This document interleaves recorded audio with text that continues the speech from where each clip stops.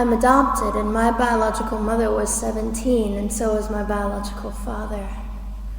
She was 7.5 months pregnant when she decided to go to Planned Parenthood, which is the largest abortion provider in the world, and they counseled her to have a late-term saline abortion, which is a saline salt solution that is injected into the mother's womb. The baby gulps that solution, it burns the baby inside and out, and then she is to deliver a dead baby within 24 hours. And to everyone's great shock and surprise, I didn't arrive dead but alive on April the 6th, 1977 in a Los Angeles County abortion clinic. What's fantastic about this, about the perfect timing of my arrival, is that the abortionist was not on duty yet. So he wasn't even given the opportunity to continue on with his plan for my life, which was death. And I know that I am in a government building, and a beautiful one it is, and I love your country as well as my own. But I know in the age that we live in, it is not at all politically correct to say the name of Jesus Christ in places like this. To bring him into these sorts of meetings, because his name can make people so terribly uncomfortable. But I didn't survive so I could make everyone comfortable. I survived so I could stir things up a bit. And I have a great time doing it.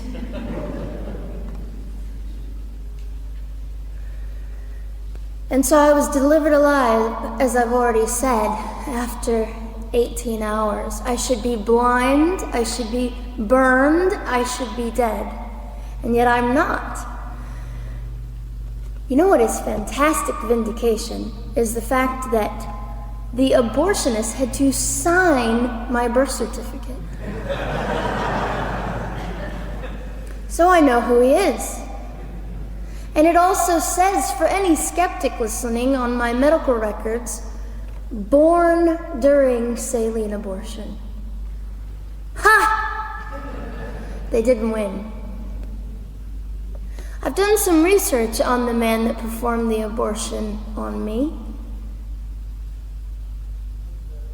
And his clinics are the largest chain of clinics in the United States of America, and they gross $70 million a year.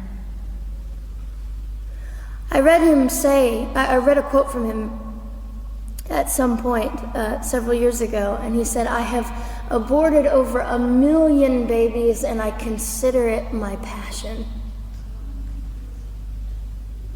I tell you these things because, listen, ladies and gentlemen, we are in an interesting battle, whether we realize it or not, in this world. It is a battle between life and death. What side are you on?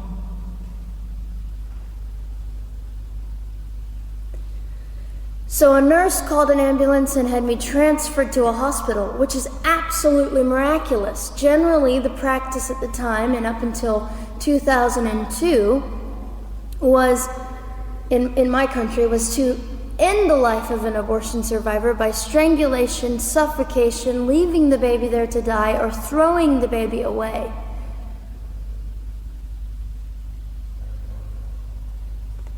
But on August the 5th, 2002, my extraordinary President Bush signed into law the Born Alive Infants Protection Act to prevent that from occurring anymore.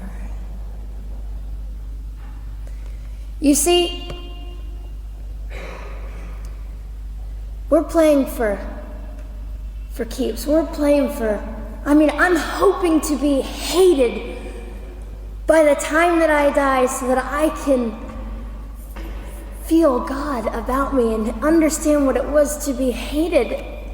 He was hated. Christ was hated. And not that I look forward to being hated, but I know along my journey, I know I'm already hated because I declare life. I say, you didn't get me. The silent Holocaust didn't win over me. And my mission, ladies and gentlemen, among many things, is this: to infuse humanity into a debate that we have just compartmentalized and set on a shelf and said it is an issue. We have removed our emotions. We are becoming harder. Do you really want that? How much are you willing to take, and how much are you willing to risk to speak the truth in love and graciousness and stand up and at least be willing to be hated? Or at the end of the day, is it all about you or me? And so, after that, I was placed in an emergency foster care home where they decided they didn't like me very well, and as I'm fond of saying, I don't know how you could not adore me right from the start. What is wrong with these people? But they didn't.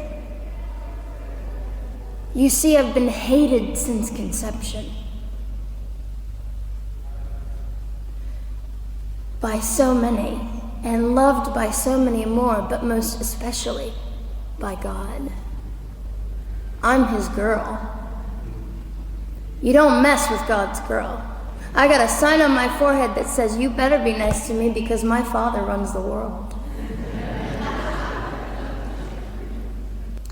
So after I was placed in the mean home, I was taken out of the mean home and placed into another home, a beautiful home, Penny's home. And she said by this time I was 17 months old, 32 pounds of dead weight, and diagnosed with what I considered to be the gift of cerebral palsy, which was caused directly by the lack of oxygen to my brain while I was trying to survive.